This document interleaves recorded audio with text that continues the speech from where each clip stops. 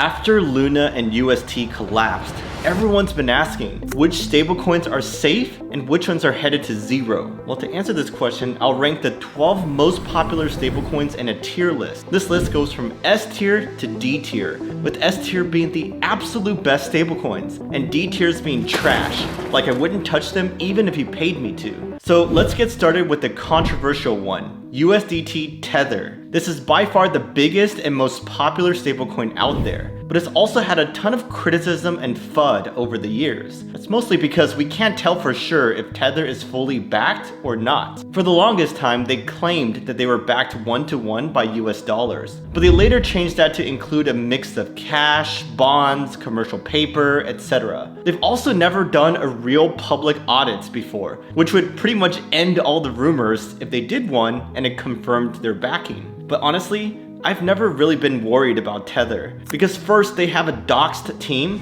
that keeps a pretty public profile, so it'd be absolutely stupid of them to do something with Tether that could get them thrown in jail. They have all the incentive to take a more conservative approach and still make decent money, but without the risk of getting in trouble. Also, Coinbase made a huge move in early 2021 when they added Tether to their exchange, and that gave me even more faith in it. Because think about it, Coinbase has an army of lawyers, right? So with all the FUD surrounding Tether, you best be sure that they did their due diligence before making that decision. Recently, there were some rumors that Tether was holding risky commercial paper from Chinese or Russian entities that could default. But that's quickly becoming a non-issue as Tether reduces its commercial paper holdings all the way from 20 billion in May to 3.5 billion by the end of July. So one by one, all these concerns are getting addressed. And personally, I've always felt comfortable holding Tether, even through times of brief volatility. That's why I give them an A rating. Not the absolute best, but still very good. Next up, we have USDD. This is Justin Sun's baby, aka Tron's native stablecoin. He actually decided to make this because he was impressed by Luna and UST's growth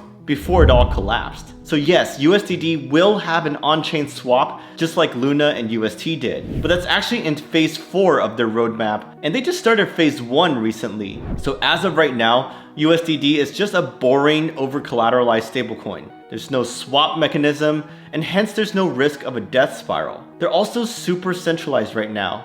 Like, in order to swap Tron for USDD, you have to be a whitelisted institution. And there's currently no way to go back from USDD to TRX. So maybe that's why it took them a while to recover from 95 cents to $1, even though Justin had more than enough funds to bring it back to $1 with a click of a button. So with all that in mind, I give it a C right now because it just doesn't have a strong value proposition, and I'd rather not rely on Justin with my money.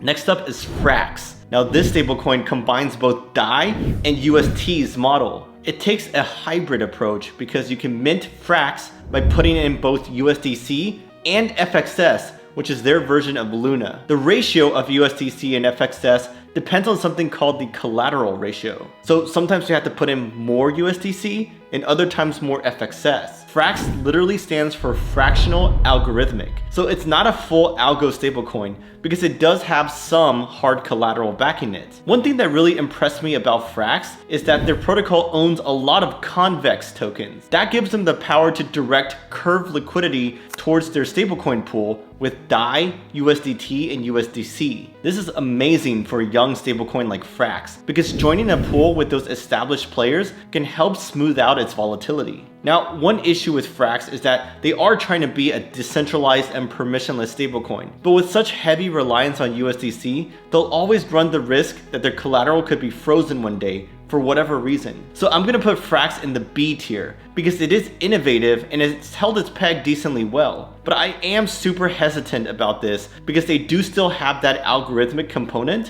which gives it more risk at the end of the day. Next up, we have USDC. This is fiat collateralized like Tether, but USDC is way more legit for many reasons. First, their parent company is based in the US and has all the proper licenses and registration. Second, they undergo regular public audits of their reserves. Third, they recently came out and clarified that they hold 80% of their collateral in US treasuries and 20% in straight cash. So that is an incredibly safe approach, and they don't have any exposure to risky commercial paper. Fourth, the reserves are held in the top US financial institutions, so we don't have to worry about some shady bank going belly up with all the collateral. And fifth, USDC was created by both Circle and Coinbase, and those two giant corporations are never going to let something bad happen to it. In fact, Coinbase recently merged all their USDC and USD order books. So that was a huge vote of confidence because it basically said that they see USDC as identical to USD. Now there were some concerns that a Circle bankruptcy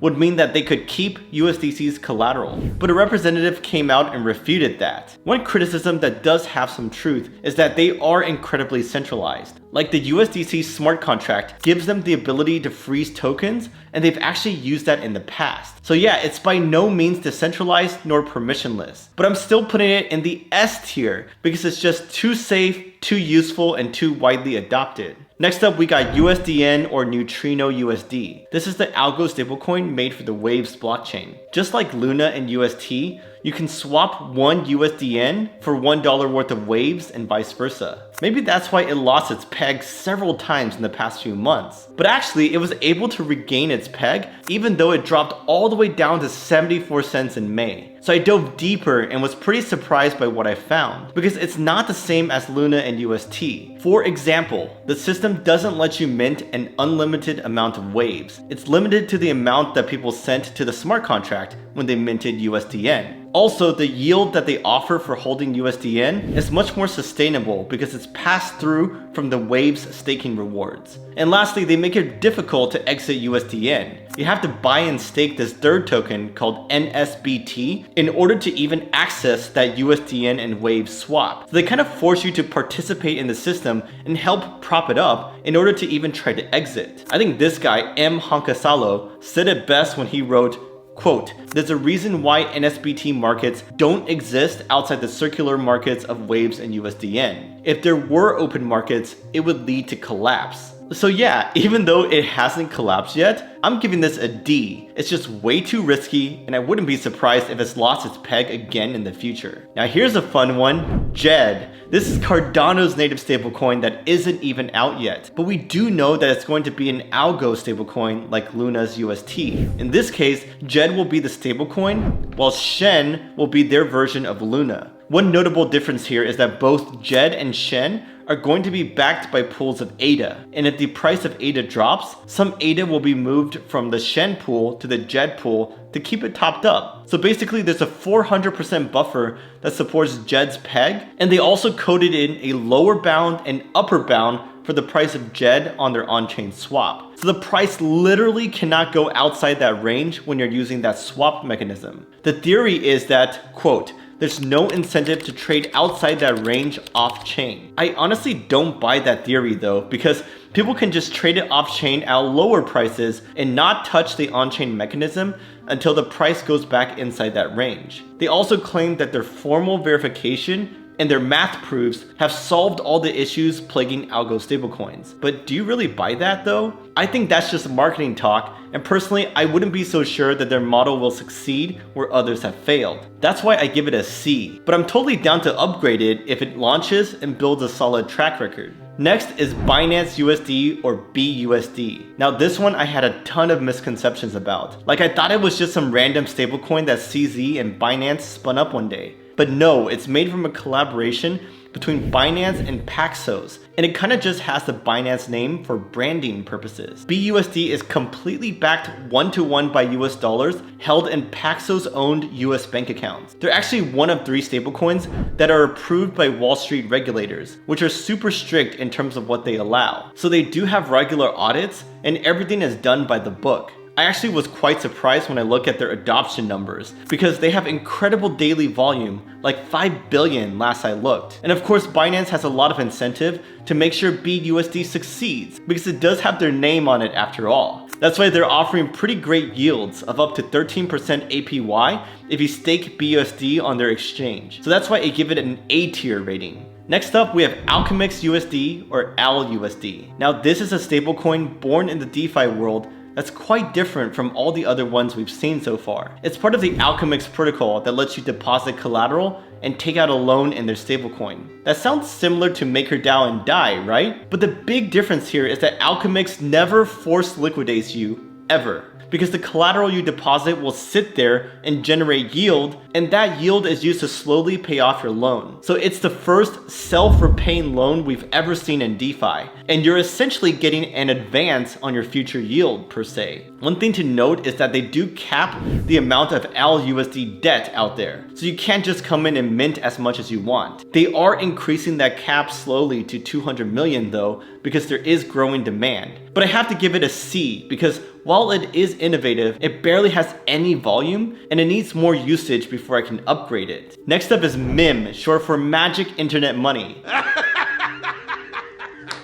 You serious? Yep, that is not a joke. What a name for a stablecoin. This is part of the Abracadabra Money protocol, where you can deposit interest-bearing tokens from like Yearn, Curve, or SushiSwap, and then borrow the MIM stablecoin against that collateral. So it's similar to Compound and Aave, but in this case, you can mint a liquid asset, aka the MIM stablecoin, from an illiquid one, aka those yield tokens. This project doesn't have a great reputation because their founders have close ties with the infamous Sifu. Remember, Sifu was outed as a co-founder of that shady Canadian exchange Quadriga that lost millions in customer funds. But in terms of MIM, it has held its peg fairly well. Even though it had significant exposure to UST, their liquidation engine was able to handle that properly. Their dashboard shows that their protocol is solvent, so it's unlikely that MIM is going to implode. It's not an algo stablecoin after all, so it won't death spiral like many people think it will. It's backed by over-collateralized debt positions, many of which are generating yield while they sit there. So yeah, I'm giving it a C because it's mostly for DeFi degens to do crazy strategies with. So I personally wouldn't use it,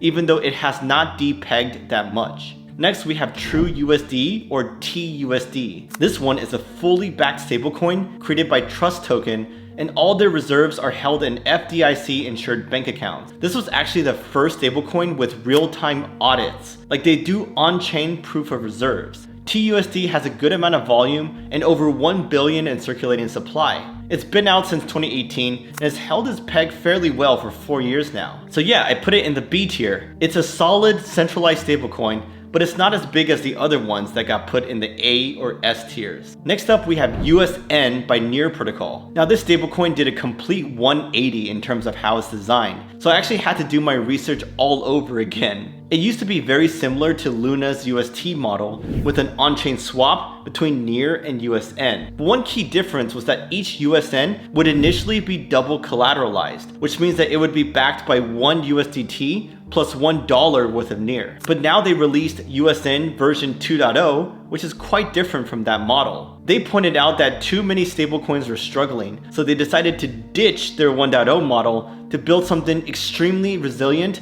to all the volatility that could come. This 2.0 version will be one-to-one backed by USDT, and it'll also get a sustainable yield from the staked Near that's already in their reserve fund. They will potentially add non-stablecoin assets such as Near back into the mix in the future once the market recovers and we enter the next bull market. Now they still have their on-chain swap right now, but it's between USN and USDT instead of USN and Near. So you can only mint and redeem USN with another stablecoin asset. But I gotta give this a C. I mean, look, the new model is pretty conservative and I think it will stay stable, but it has a short track record and it's not particularly interesting. Next up, we have DAI. Now this is the crypto native stablecoin that was created by MakerDAO. It is the best performing and the largest decentralized stablecoin out there. How it works is super simple. You deposit collateral into Maker vaults, it mints DAI for you, and you can return that DAI to get your collateral back. It works with an over-collateralized model that can potentially liquidate you if the value of your underlying collateral drops too much. So yeah, this is an ultra-conservative approach, and it's not capital efficient at all. Like, your collateral is just sitting there, not collecting any yield. But this approach has helped DAI hold its peg through massive drawdowns in the past. Like during the last bear market when the value of ETH fell over 90%, DAI held its peg like a boss the entire time. And yeah, it does this without relying on any centralized bank accounts. Now, one thing that it could improve on is reducing its reliance on USDC, because it does have a lot of USDC deposited in maker vaults. So if Circle ever wanted to freeze those funds, it could do so in a centralized manner. But with that being said, I'm a huge fan of DAI because I think its battle-tested model is beautiful. So that's why I'm putting it in the S tier. Now, did I miss any stablecoins that you want me to rate? And also, are there any of these that you disagree with? If so, let us all know in the comments below so we can take a look. Also, be sure to watch this video where I rank the hottest layer 1 projects in another tier list. See ya!